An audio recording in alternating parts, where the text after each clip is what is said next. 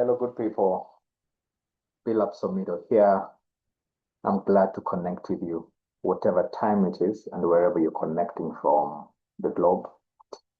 Every Thursday from 9 to 10, I mentor and coach some people on the basics of life, designing your life. We call it the Life Canvas Garage. The whole idea here is that life is a canvas. I'm an artist. After high school, I went to an art school, Mwanga's Art School in Kisumu. I used to learn how to paint and draw. And one of my most interesting topics was using watercolor. So what happens is that we would take a piece of paper, blank, just like this book, a blank piece of paper, and then would be given paint and brushes and we'd be told to draw. And sometimes we'd go to a place and do live drawing. Sometimes we'd imagine whatever we want to draw. So from that aspect as an artist, I've come to believe that life is a canvas, is a blank template that needs you to paint it. You can either paint with boring colors, you can either paint some beauty in it. So each one of us has got an opportunity in life to paint whatever story they want to paint in life. I want to share for a few minutes about communication. I've got a request from some of the people that I mentor to share about public speaking, basically how to relay a point to people. Life is shaped by voices. We always have voices in our heads. There are voices that speak to us from external. And the world is shaped by voices, and those voices can either be written in form of a book, texts where people read, or voices can be spoken word like I'm speaking to you today. Every day, you get an opportunity to go to TikTok, YouTube, Spotify, radio, TV. Those are voices, and they shape who you become and what you become. A few things that I've decided to do in the recent weeks is to log off from some WhatsApp groups and social media pages that talk about a lot of politics. I realized that a lot of politics was really draining and drowning some of the beautiful things that was being formed here. So a lot of that complaining about, oh, the state of the country is not going well, the president is not doing this. So I had to shut off a bit of that and focus a bit of what I'm saying today, which is the beauty of what I want to achieve in life. I'm not saying politics is bad, but I'm basically saying you really need to decide what voice needs to shape your life. So for the next few minutes, I want to talk to you how your voice, how whatever you are doing in terms of speaking out, writing, whatever message you have, shapes your world and the world around you. Communication drives change, and the way we communicate with others and even ourselves ultimately determines the quality of our lives. I think I've talked about that. When you look at the employment sector in corporate and even beyond, you'll find that communication is one of those number one skills that employees and even employers are looking for. Some of you who have gone to interviews, you can have a good message, you can brand yourself, but if you don't know how to communicate whatever value you want to bring, it becomes difficult. When you communicate well, you are more likely 7 times to be more influential and aligned to whatever thing that you want to do and even the people that you want to influence. Funny enough, the texts that come out in form of words are only 7%. 93% is about the nonverbal, how I'm using my hands, how you can see the expression on my face. You can see that I've woken up with a lot of energy and oomph. When people are speaking, not just about whatever they are saying, using the words that come out of their mouth, but also how they twitch their head, how you can look at whatever their eyes is communicating, the lips. 93% is about nonverbal communication. This is a 3-part series course or session that I'm going to be talking about. So today I just want to do an introduction of what communication is and especially public speaking. I want to ask you, what is your self-talk? What do you tell yourself when you wake up? You wake up and say, I'm going to have an awesome day, or, oh, there's another boring day.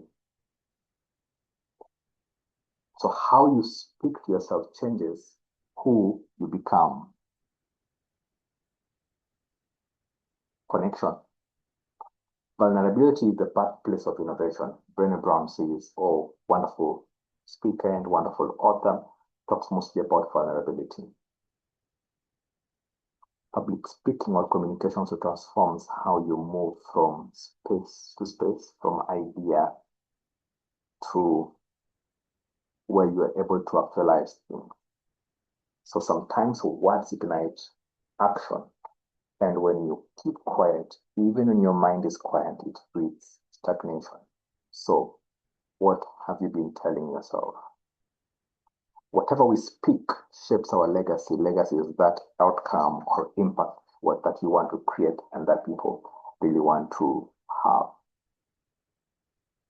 Words have shaped civilizations. Many years ago in the 60s, when you look at the American history, some of the great politicians and activists and civil rights movement pioneers, they just used words.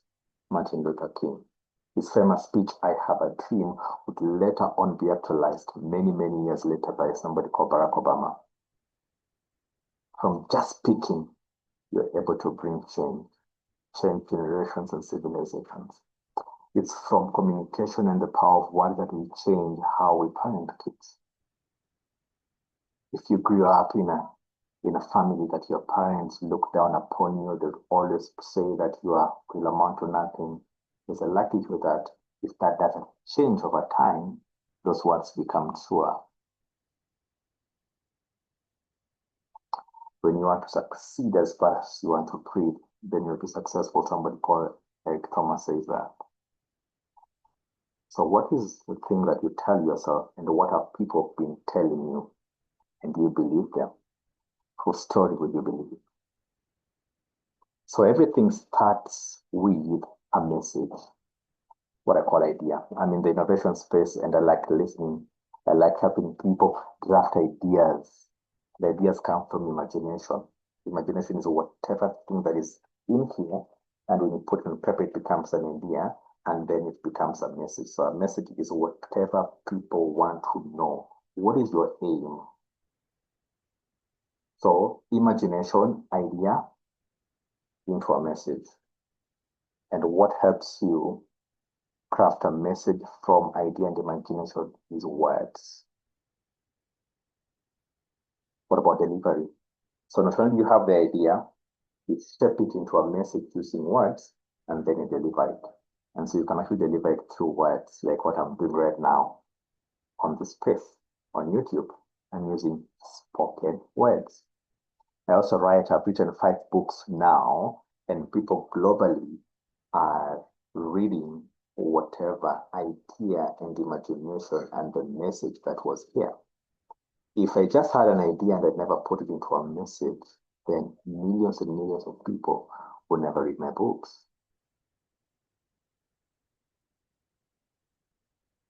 Impact. So you have the imagination, you imagine something from wherever the idea comes from, you put it on paper, that becomes the message that you want to send out in whatever mode of delivery it's you to decide. So some people will either put a message in form of music, public speaking. You're given an opportunity to speak to people, and the people will even do that as a career. You'll do it through text, through books, you'll do it through magazines, whichever way you want to deliver that message. Through TikTok, YouTube, can even be performed. You've seen movies, you've seen films, you've seen music, you've seen mimes. Whichever way you want to deliver that message, you've seen it in form of products. And the impact is the outcome that you want people to have. You want people's lives to be changed. So your message that you've been sleeping on for more than 7 years, like I did, can change people's mind, and later on can change their life, because a changed mind is a changed life, and a changed life is that change the world. That's how you change the world, one person at a time.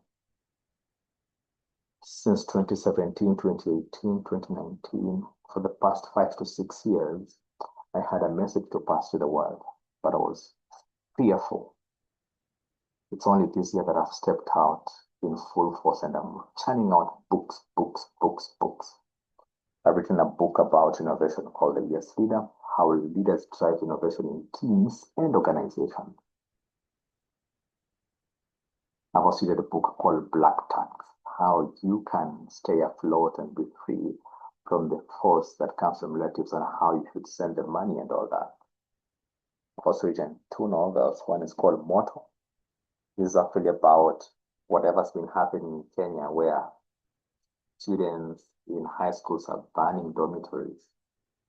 So I'm able to document a novel about that. I also have another novel called The Quiet Lion about masculinity and manhood and the absent fathers in many societies. I've also written a book about 15 commandments of office politics, how to navigate power, influence, and whatever happens in corporate. So there are many books I've written, but it began with that imagination and idea, and I had a message to pass to the world. And I'm using YouTube, the digital tools that I have. Some of my books are on Amazon, some of them are physical, and that's the delivery I'm using. And the impact is that there's somebody somewhere who listens to me, who reads my books, whose life will be changed. What is your message? Who are you? So basically, one of the things that you want to begin with is what is your scar? What is your wound? What is that thing that has been paining you for ages? Did you grow up in poverty? You want to write about that. How did you triumph from that? So each one of us has got a message. You have a message that you need to send to the world. And that message is just uniquely yours. So if you're wondering, what should I write about? What should I talk about? What should I speak about? Is by looking at your life, what is that thing that has been troubling you? But also, you also don't just want to look at the negative, it can also be positive. Something happened when you're young, maybe you had parents who really believed in you, and because of their belief in you from a very young age, you are now so good, you are eloquent, you now becomes easier for you to go to space and even make money from public speaking, or because of music, or because of your talent. They give you instruments and tools from a very young age, and now you're so good at it. Write about that. That is your message. But also number 2 is what do you stand for? What are those core values that are entrenched deep within that nobody can change? So who are you when nobody's looking? That is basically your message. What defines you when nobody is actually looking? But also how to know your message is what is your audience. I speak and talk to many people, but I have got mostly 2 audiences. When I'm coaching and mentoring, I mentor mostly young people. I'm mostly attracted to young people. I've got an army of young people who follow me because of what I stand for and because of my story, but because of the things that I teach them, how to navigate life, how to manage college, high school, and how to basically package themselves just after compass and for them to get jobs, to start businesses. Something about that. Startups, business, entrepreneurship. I have a message for young people. But I'm also in the corporate space. I help companies, I help them define their visions, their missions, their strategy using innovation. So that is my audience. So when you look at my first book, The Yes Leader, how brave or courageous leader drive innovation in teams and organizations, my message was basically to leaders in companies and organizations who look at some of their papers and they are not making enough money, profits, revenue. So part of my work is to help them scale from one level to another through leadership. John C. Maxwell says that everything rises and falls on leadership. Leadership is influence. So that is my audience. So most of the time, my message is towards that. Some of you are young mothers, and maybe your message is how to do parenting easily. Parenting 101. Some of you work with children, so you have a message for children or you have a message for parents regards children. Some of you work in engineering, in construction, in architecture, you have an audience towards that, people in construction and real estate. Some of you work in churches, you have something spiritual, you work with Muslims in mosques, you work in Arabic country, there's something that you have. So what is that message and who is your audience? But also lastly is after defining who you are, what you stand for, and defining your audience, what I call your customers, the people who would really resonate with your story. The fourth thing you want to do is what impact, outcome, change you foresee. Your message must always rise towards bringing change. So why public speaking? Presidents get elected because of public speaking, MPs, MCAs in Kenya. Yeah, governors, CEOs, COOs, people who work in media, politicians, doctors, everybody must learn public speaking. So number one is if you want to amplify your voice, then you must actually be good at public speaking. One talk can actually reach millions of people. An example is TED Talk. You look at people who are great leaders, they just have 7 minutes in the microphone and their message resonates all over the world globally. You can be in the US and you just speak for 5 minutes and somebody in Africa or somebody in Asia or South America transforms their life. So if you want to build influence, then you must be so good at communicating using your words, public speaking. But also number two is if you want to build your brand. It's good to be introverted. There's nothing you can do about that. It's good to do your own small thing. But if you really want to reach millions and millions of people, if you want to bring a lot of change, and if you really want to accelerate your brand and your career, then you must rethink your communication through public speaking. When you speak, the word align to your authority. What about career acceleration?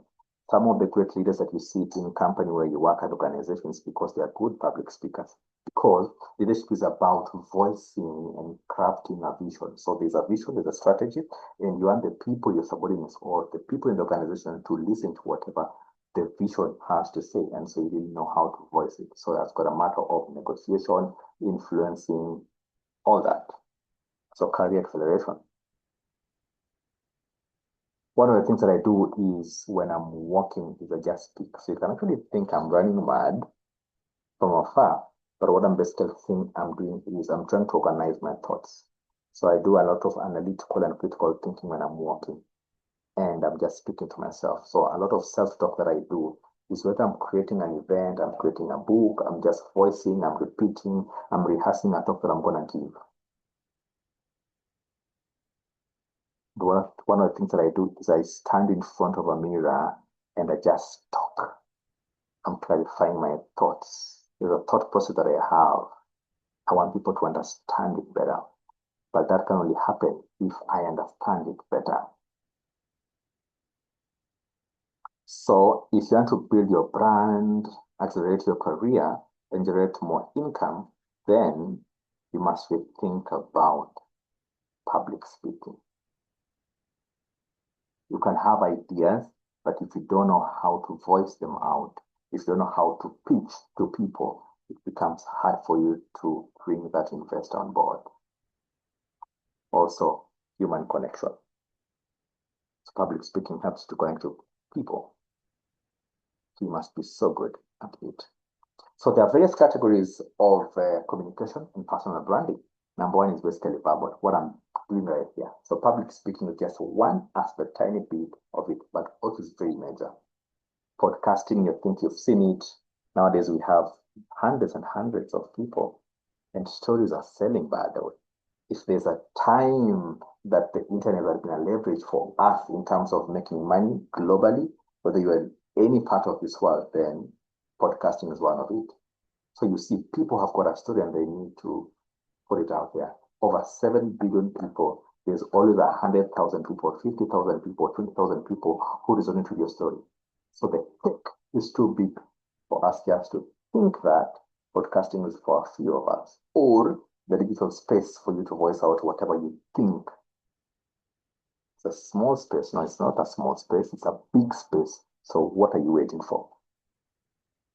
So coaching and mentoring, of course, you'll have to use the words. And then even in interviews, either as a journalist or as a podcaster or even in just normal corporate areas. So that is verbal. That's one way you communicate, you use your words. But also number two is written. So for me, I'm using both. I'm using both verbal and written. So that is copywriting, that is writing of books, magazines, blogging, journalism is there, manuscripts, playwrights are here, people who write novels are here, social media content writers are here. So anything written, but also for you to be a good writer, you must also be a good reader. So how many books are you reading? You have to read about other people's, how they process and how they paint pictures. Imagery is very important. So there are those who are so good in writing, which is good, but there are those who are good in verbal. But what wonder and magic could it be if you combine verbal and written?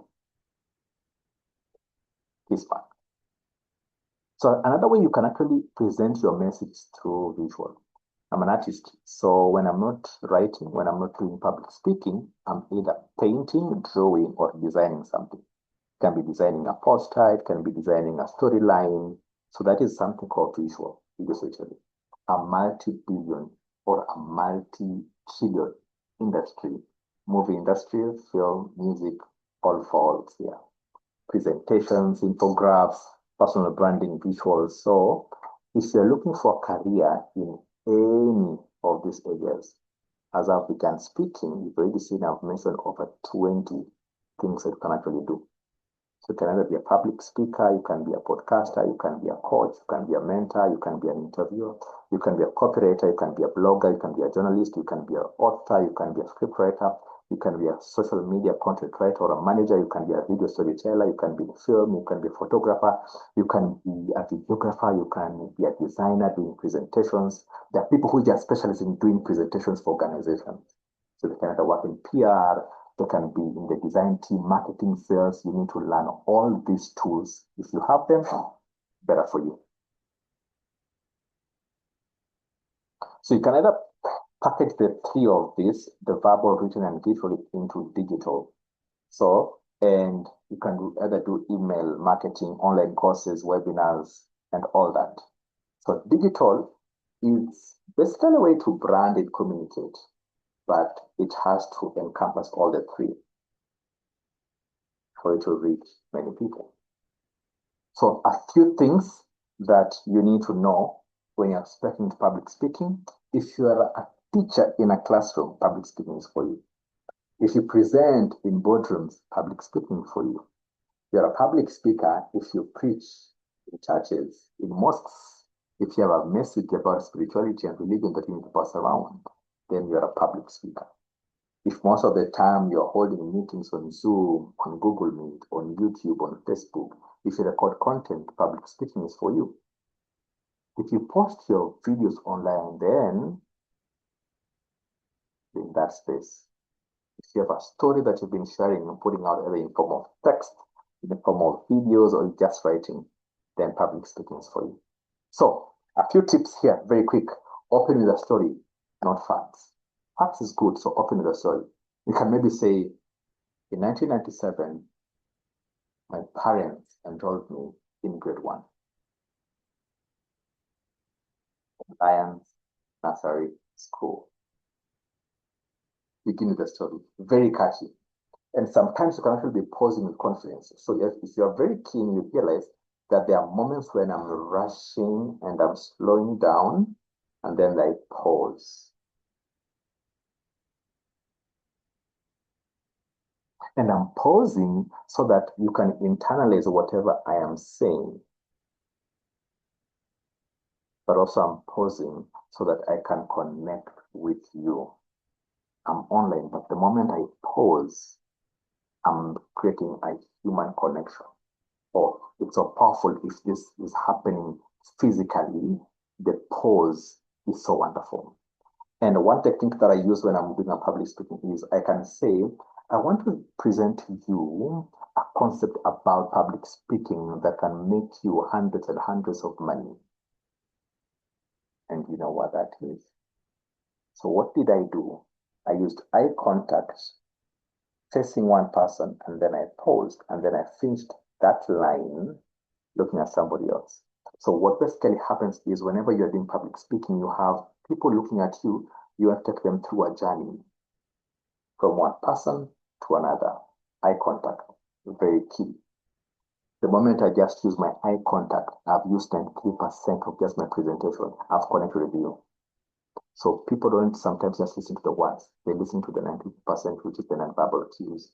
How I'm using my hands, how I'm presenting, my face, and everything. And even the pose. Very powerful. Always use the rule of three whenever you're presenting. You can have a million things to say, but at the end of the day, what are those three things that you want them to take away?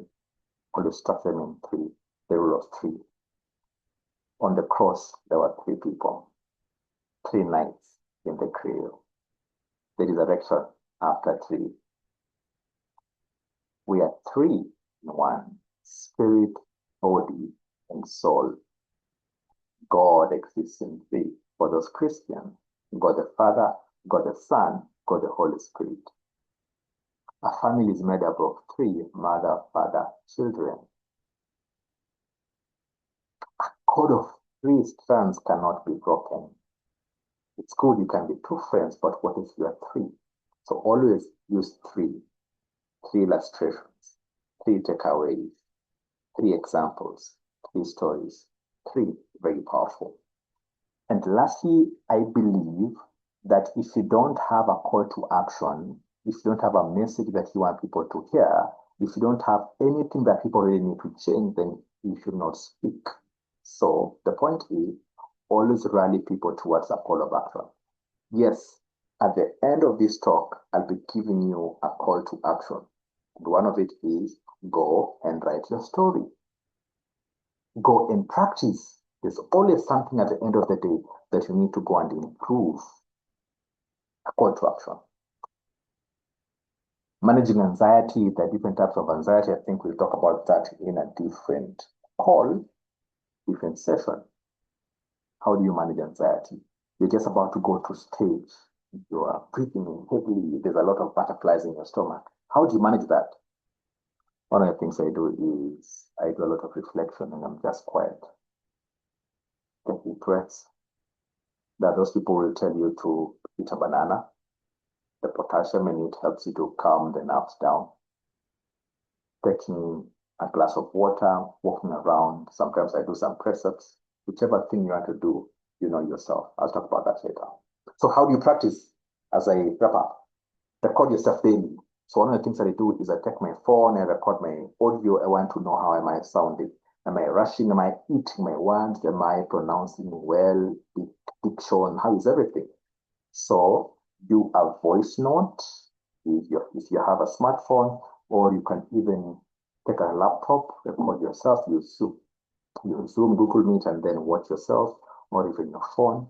You want to look at your expressions when you're speaking. So recording and watching yourself really helps you so that you can know what to correct. Number 2, I think I'll talk about is the mirror work. So at least have a mirror and stand in front of the mirror, say something, pass the message. You can join Toastmasters or clubs or groups that will help you be a better public speaker. But if you don't have any club or group or anybody who does public speaking around you professionally, if you go to church, always look for opportunities to speak. It can just be announcements. You want to start practicing. Or joining those clubs and groups helps you, or those environments help yourself to practice, beat anxiety and build confidence, and know how to back yourself. I've been to spaces whereby I was asked to speak, and because I've been practicing, I've calmed myself down. I've known how to do audience control, managing the audience, eye contact, and all that. It becomes easy for me because of practice. So it becomes a safe place for you to practice. So church is a very good space. You look at some of those great musicians who are so good. Like Southeast Wholesome Time, I think they began in church, they began in school. If you're in high school, if you're in college, most of them, some of these great artists or musicians, public speakers, they began in church, they began in mosque, or they began in school. Look for environments and spaces where you can grow and improve. You fail, pick yourself up and improve. Study great people.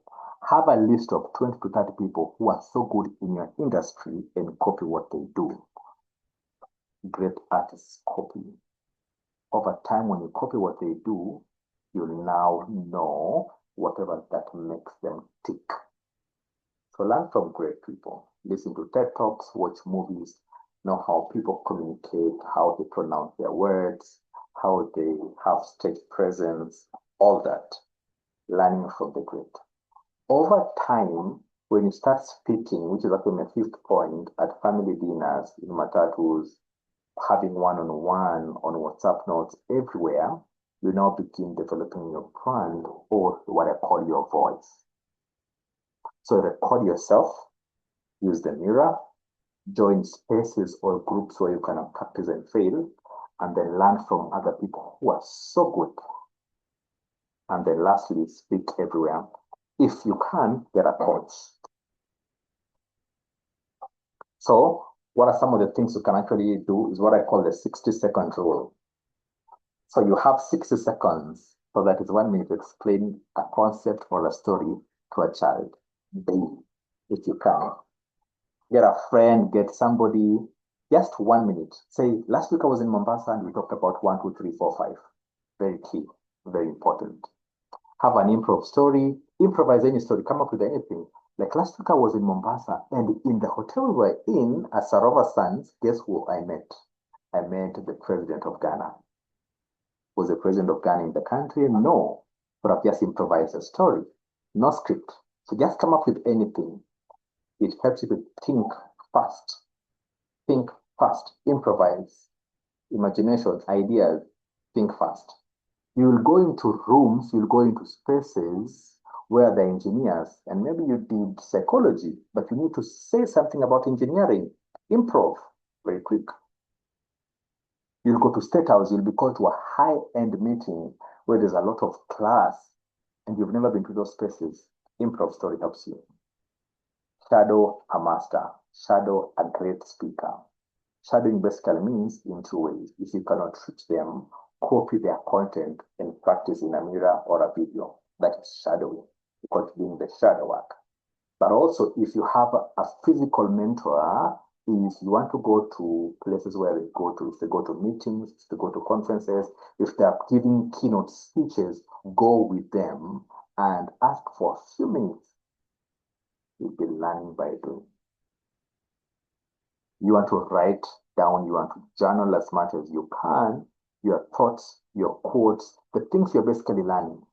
Any great communicator, any great public speaker, any great writer, you need to be a good reader and a good observer of people, of human nature.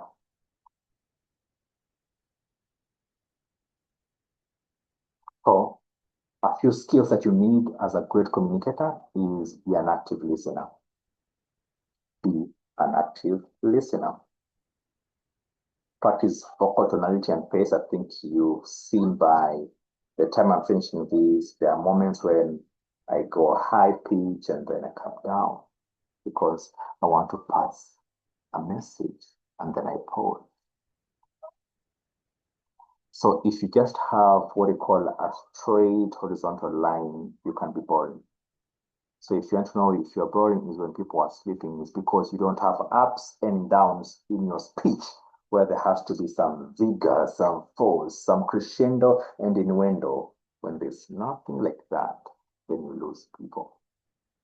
Emotional intelligence, know when to stop. You've been given 40 minutes and then you realize that something is happening in the room, people are not concentrating, and make it 20, short and sweet. Body language mastery, know when to use your hands, know when to use this, know when to use this, know when to do this, know when to do this, know when to do this, and know when to do this. Body language. 93% of communication is body language. 70% is whatever I'm speaking from the mouth. Storytelling, at least have one or two stories. Let me say a story here. So about 2 months ago, I was called by Safaricom and Longhorn Publishers. They were launching a product called Elimu Pepe. So Elimu Pepe is digitizing education. What that means is they give you a laptop. So a child has got a laptop, whichever place they are in the country, and then they can actually do their studies there. So they were launching that product. Sorry, there's a dog outside there making some noise. And so I get into that immersion space, an immersion space because they were wanted to test the idea and hear from people's feedback. And so I go there and people are giving feedback. So it was a room, it was about 100 people. And so the moderator, who one of those secrets at Safaricom PLC, was the one moderating, and asked if anybody wants to say something. So around 2 or 3 people spoke, and then I raised my hand and then I said whatever I wanted to say. And just from that, many people came to me because of the beautiful ideas I'd given, and I was even awarded a tablet. I remember posting that. I got a lot of applause online. What taught me from the whole of that story is you'll go into spaces where there is who's and who. And you may think that your idea is a tiny, does not make sense, but you never know. If you speak that idea, that is what is going to be adopted. Like one of the ideas that I gave is that before a child starts a session online, before they watch a video about math, science, they need like a 1-minute video about cyberbullying or cybersecurity because they need to be safe online. Hope that idea was adopted. I also gave an idea that the tablet wasn't expensive, if they can find a way to make it cheaper, or if they can get a service provider, financial service provider, who can actually come in and give loans to parents so that they can have 6 to maybe to 7 months, maybe to pay in bits. It would be easier for the parents in Kenya to buy. So that I hope that will be adopted. So each one of you has got an opportunity to voice out an idea. But what makes you not do that? It's fear. You always think that people will judge you.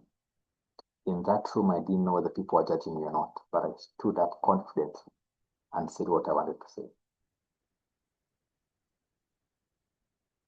Has fear been grappling you of late? Are there moments in your relationship when you are supposed to be talking and you don't talk? At work, you have a toxic boss or a friend or a colleague who has been trampling on you and you've not been speaking. Would you want to speak up? Are people being promoted in your company because of the excellent ideas they have? And you know you have brilliant ideas, but because you've been calling yourself, oh, I don't speak, I'm the quiet one, I'm an introvert, I don't speak. Has that been stagnating your career from getting promotions and advancing? Did you be reaching out to get a girlfriend or a boyfriend or getting married, or to fear dressing up and going to social events where there's networking, speed dating, restaurants, concerts, and meeting new people? That is fear. So the core skills that you need, I think I've talked about active listening, vocal tonation and pacing, body language, emotional intelligence, storytelling, audience awareness, being able to recognize who is in the room so you can recognize them as you speak or know what relevant information you need to pass out.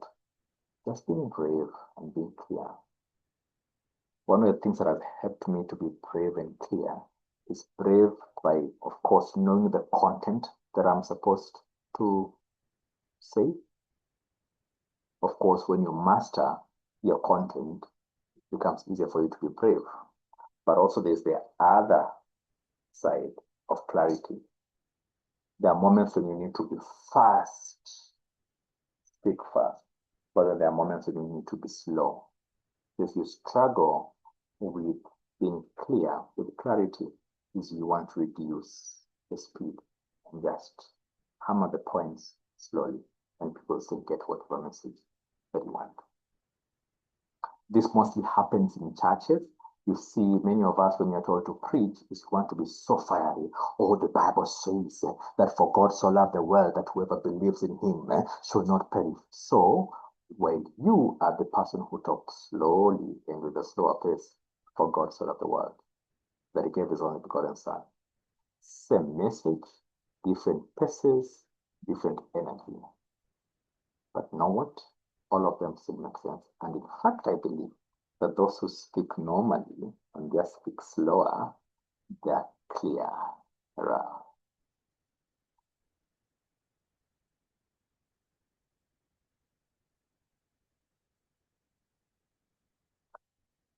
So, what is your message?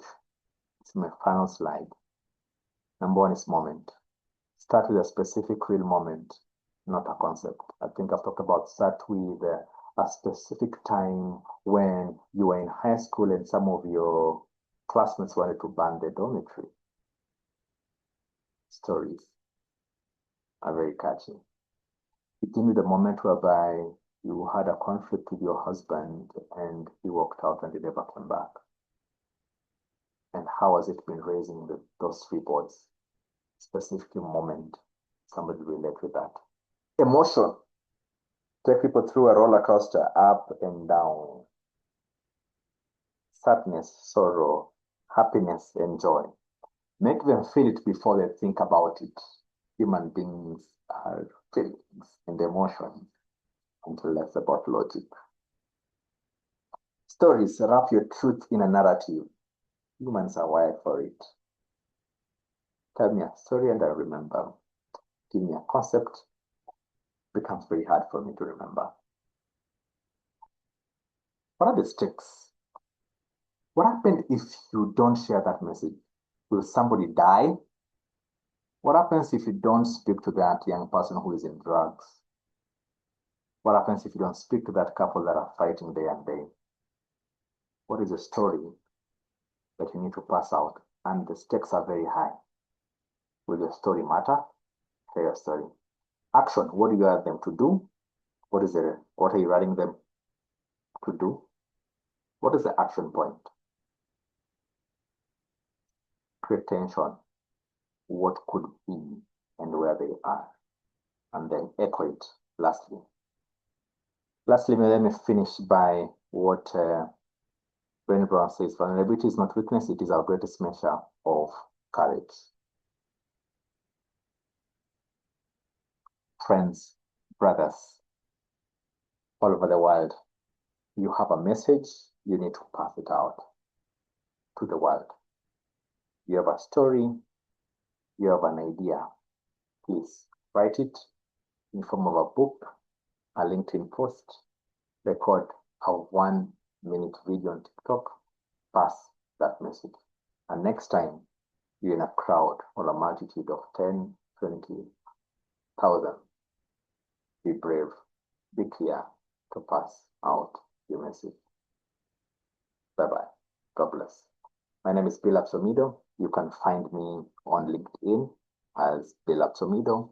On all social media platforms, my number is 0716 353 I do keynote speeches. I help people clarify their purpose, their potential. I also help companies and organizations innovate better for outcomes and impact. Adios.